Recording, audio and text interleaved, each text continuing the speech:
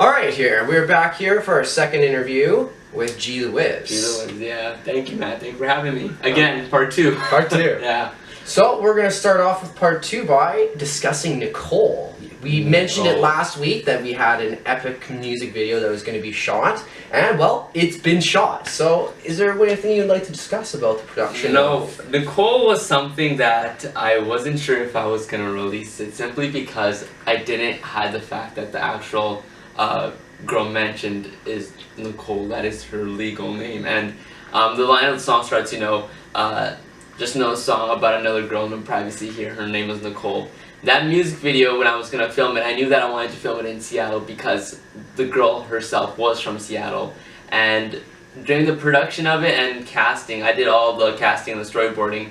I just needed a video that was really more, I guess in a way, there were a lot of submissions that were kind of over the top a bit, I was like, they're trying to be like, the next Angelina Jolie, but I needed a character who resembled a lot of being like, still human, like, traits. And the girl that we cast, her name was Ella. She was a terrific actress who is originally from Kansas, but she was in Seattle, and she did a great job on the music video. I worked with Dawson Knight, who works with a film company called Rouge Ego, and his own company, Dawson Knight Visuals, and he was really focused on creating the same vision as I had, because I showed him one music video of like someone I liked, and then he looked at the storyboard, he's like this is gonna work. And then we spent a whole day shooting, and it was fun, and we got to see places of Seattle we never saw before, and it was something that I'm pretty proud of at this point. Like, I looked at it and I was like, it's something I it's one of my first music videos that I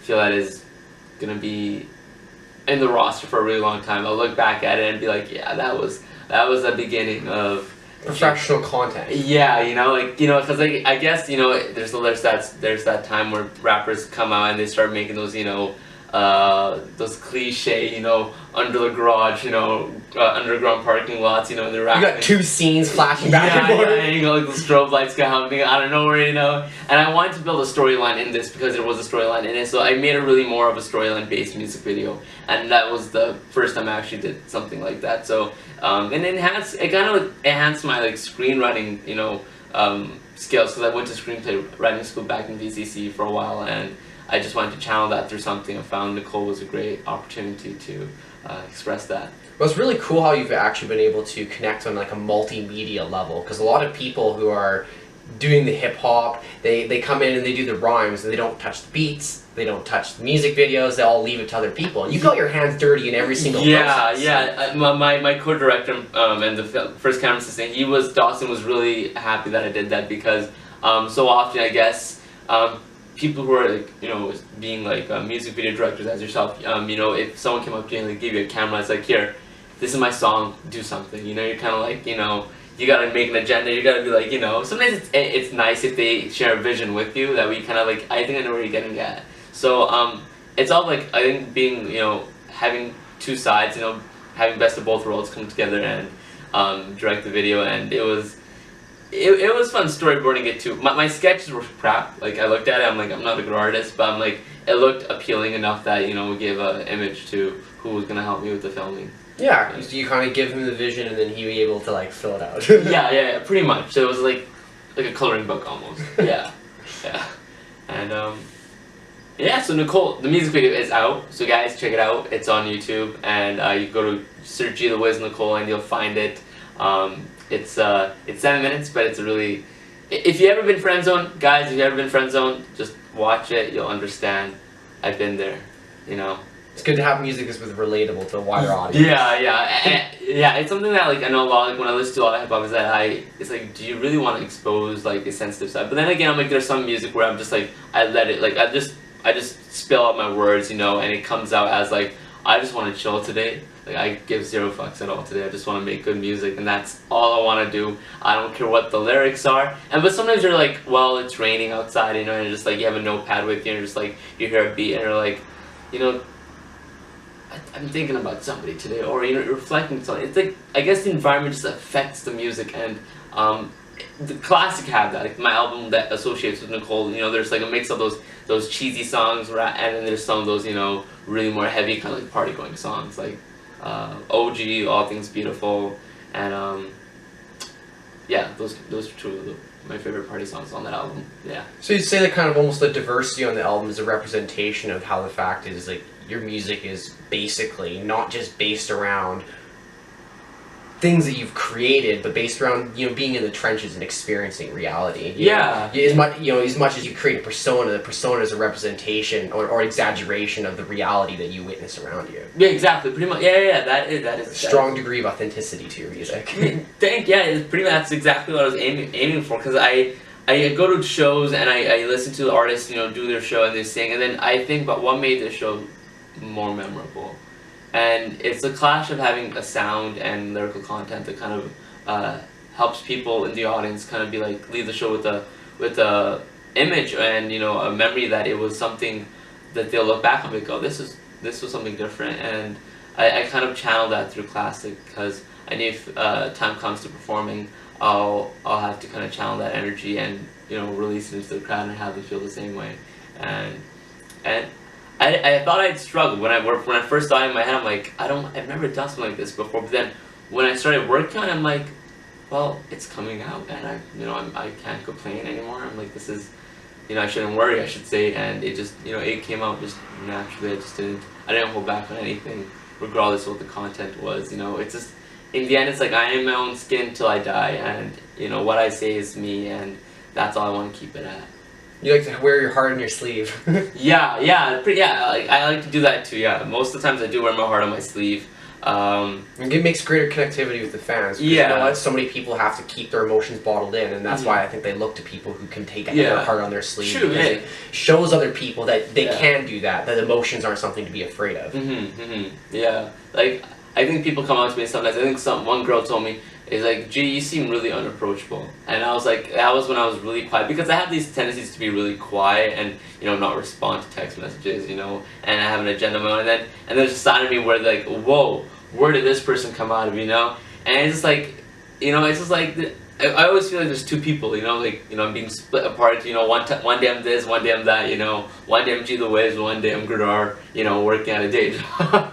Hey, but that's why we create these personas, so that we can establish different elements of ourselves and not have the confusion of trying to, like, be like, oh, well, who am I today? Well, I can be this person, instead of having to juggle these two things within one individual. Yeah, totally. Yeah, exactly it.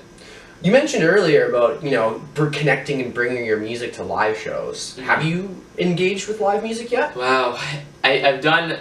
To be honest, I've only done, at this point in my career, 2 shows, and one was at like an alumni high school, at my old high school, and my second one was the one that was surprisingly in San Francisco.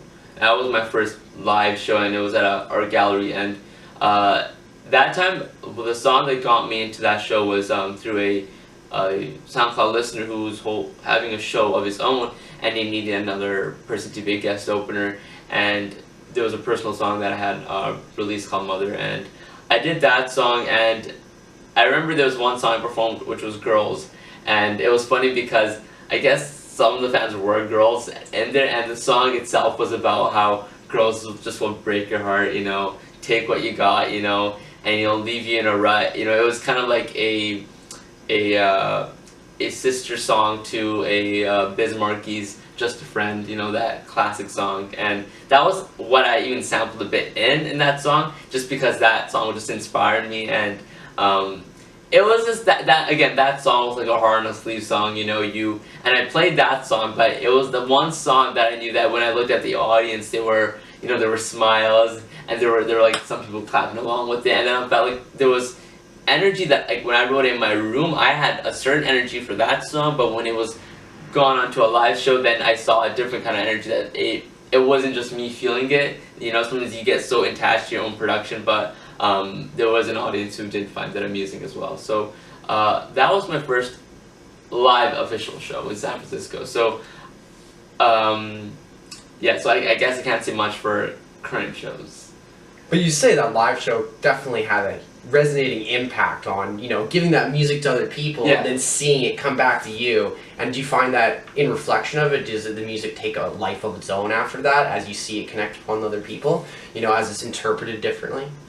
Yes, I have to say so, because I recall there were some of the other guys who came to the show. It wasn't just girls, there were guys too, and they were came out after, and they were like, you know, that was so different. You know, that style of, you know, hip hop is really different, and it was because it was clashing like an indie pop song into hip hop, and he saw that, you know, he told me that, you know, if you keep doing something that's more authentic than opposed to, you know, always kind of reflecting off another you know, song or rapper, you know, having the same flow as somebody, it becomes hard to distinguish to the audience, like, who you are. You know, you could play two of the same songs for two different artists who are rapping the same way, and they will be confused onto who is who. And I guess I always felt like my flow was a bit obscure, because, you know, it felt like it wasn't associated with regular, you know, hip hop, you know, that we currently hear. But then again, it wasn't a bad thing either, because in the end, someone can say it clicks, it works, you know, and it works for certain people. Not to say that I'm the only one doing this style. There's a lot of people who do this style and master it so well. But for me personally, I wasn't sure which hip hop I would choose in the beginning. So I'm glad that I found something that works for me best, and something that's also connecting with the fans. Yeah, you know, and so far it's been good, and I just don't know what the future will bring at this time. But maybe, you know, I have a vision that, you know, things will take off eventually, you know, come this fall. I'm plotting to do a bunch of different things. You know, I have people involved who want to help me get some shows out, you know, in the city, because I still have not performed in Vancouver, and but, you know, who knows? Hey, maybe you can. There's actually a burgeoning hip hop scene down here in Langley. There's some shows down here that you can play. So maybe you'll come down here. Yeah, I was thinking about playing at the amphitheater. You know, the big one. So, what's gonna be next for G the Wiz? Next for G the Wiz, wow. You know, I'm thinking about, you know, renting a place at Hogwarts, you know, kicking the home Harry Potter and just, you know, string some magic. Which house would it be in? Oh, that's a good question. Gryffindor. You're Gryffindor? Gryffindor. You're a pansy. I'm Slytherin. I'm gonna kick your ass in Quidditch one day. I gotta rep Gryffindor. You know, maybe borderline. What's that one? Ravenclaw. Oh, Ravenclaw. The wizard. They're kind of like wizardy type. Like they're like kind of like what's it called? I know they're all wizards, but they're like the real wizards. I think they're underrated. It's highly underrated. Like, because like the Gryffindor are like the heroes. Like they're like the kind of like what do you call them? The champions, or the knights. Yeah. They're the knights. Yeah. And the Slytherin are like the thieves. And the sky slimy person. The Hufflepuff, if you're Dungeons and Dragons fans, they're like the cleric. They're the healers. Yeah. They're the healers. There we go. Yeah. That's some World of Warcraft reference, people. But no, the Ravenclaw, they're the true sorcerers, the ones that actually like, get into the deep dark magic. And now you mentioned that, it's like that scene where you put the hat on, you know, and Harry Potter gets that, and it's like the hat's like, you know, Slytherin or Gryffindor, you know. You know, that's a good representation of personality of somebody.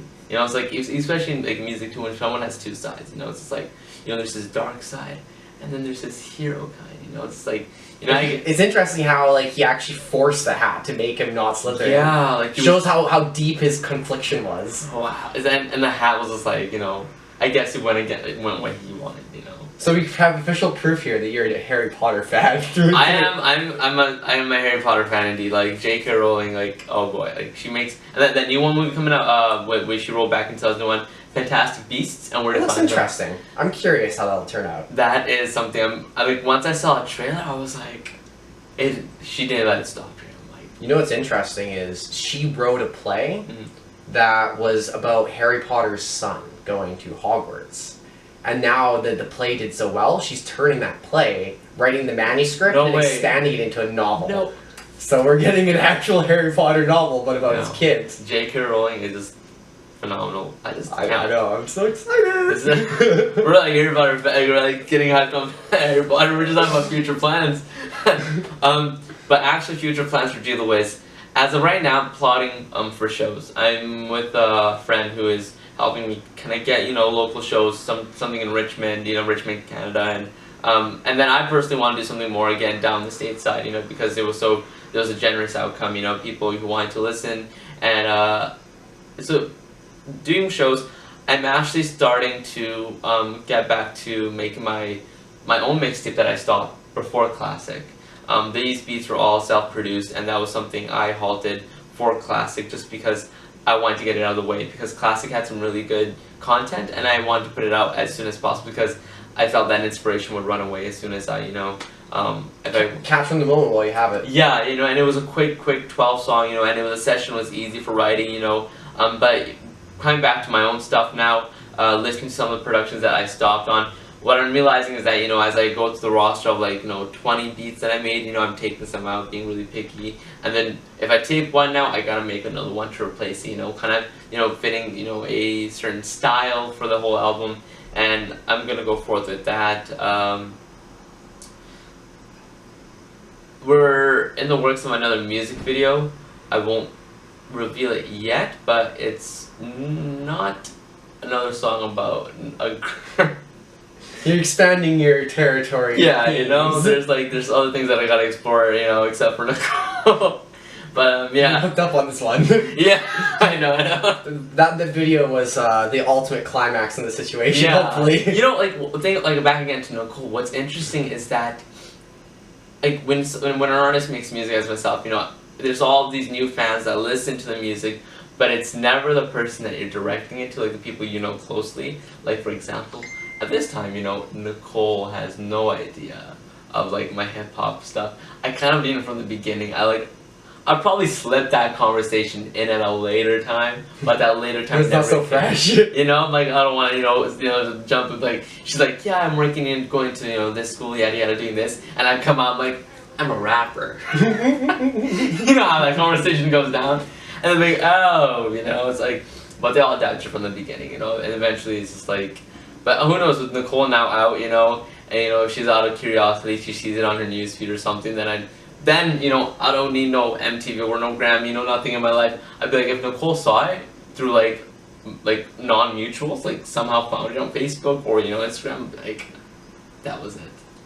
The winning moment. The winning, there we go. It's that was it. She found it, and then yeah, I'm happy with it, So music videos coming out, planning more shows, and hopefully soon, because I'm I want to pack in at least 5 per month, in a city. I think it's always nice to have a number that you want to go with, and and I want to keep it starting out small, working my way up, that kind of stuff, and I have so from my little team of 3 people, they're helping out, and then I guess it goes to show that you got to release something that they can see that is if this person can do something on their own, that way people will say, okay, well, if this person did this on their own, maybe we can pitch in and help, because his vision is a bit stronger. It's easy to say that you're gonna do one thing, but doing it is always the hardest part. Building yourself a portfolio, in a sense, by doing all this early material, do it yourself almost. Yeah, it's break sweat now, and then get the ride, just wipe it when when it's all said and done, and yeah. So more music. I want to I think at this point I want to release another release before the end of the year. And to me right now it's April, but it feels like January. I just feel the year's just beginning for you. The year's just beginning right now, yeah. There's so much more planned. So much more. I'm happy. I'm content. It's just I guess it's that anxiety that kind of seeps in sometimes. It's where do I go on from here? So, but I think gradually, everything's clicking into place, and I'm not too worried, because as long as the content is fresh, and then people will keep listening, you'll get the audience that you want, and I'm happy with the audience that's coming toward listen to even a song like Nicole, and checking the analytics, having a good outcome of it. So yeah, I guess that's 2016 in a nutshell. Shows, new videos, just keeping content coming out, new music. Yeah. Well, it's been an exciting time here. Thank you for coming out, G the Wiz. Thank you, man. Check out this visionary and his epic music video, Nicole, on YouTube and on his Facebook. Yeah, facebook.com/GTheWiz.